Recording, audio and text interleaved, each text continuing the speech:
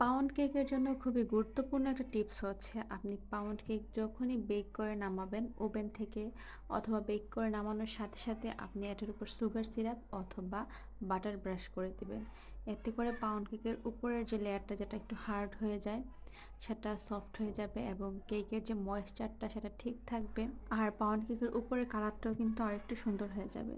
তবে আমার আজকে পাউন্ড কেকের উপরের কালারটা একটু বেশি ডার্ক হয়ে গিয়েছে, কারণ টেম্পারেচারটা আজকে একটু ভুলবশত বাড়িয়ে দিয়েছিলাম। তো যাই হোক, আপনারা হয়তো বা দেখেই বুঝতে পারছেন পাউন্ড কেকটা কিন্তু একদম গরম গরম অবস্থায় আমি ডিমোল্ড করে নিয়েছি এবং সেটাকে কেটে নিচ্ছি। তবে আপনারা অবশ্যই পাউন্ড কেক সম্পূর্ণ ঠান্ডা করে তারপর ডিমোল্ড করে কেটে খাওয়ার চেষ্টা করবেন। এতে করে আপনারা পাউন্ড কেকের একটা বেস্ট টেস্ট পাবেন।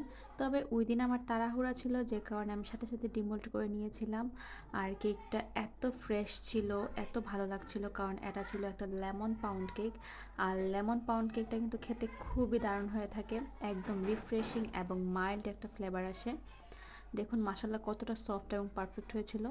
আমি হোমমেড কেক নিয়ে কাজ করছি আখাউড়া দরুইন থেকে। অর্ডার করতে দ্রুত ইনবক্স করুন। আল্লাহ হাফেজ।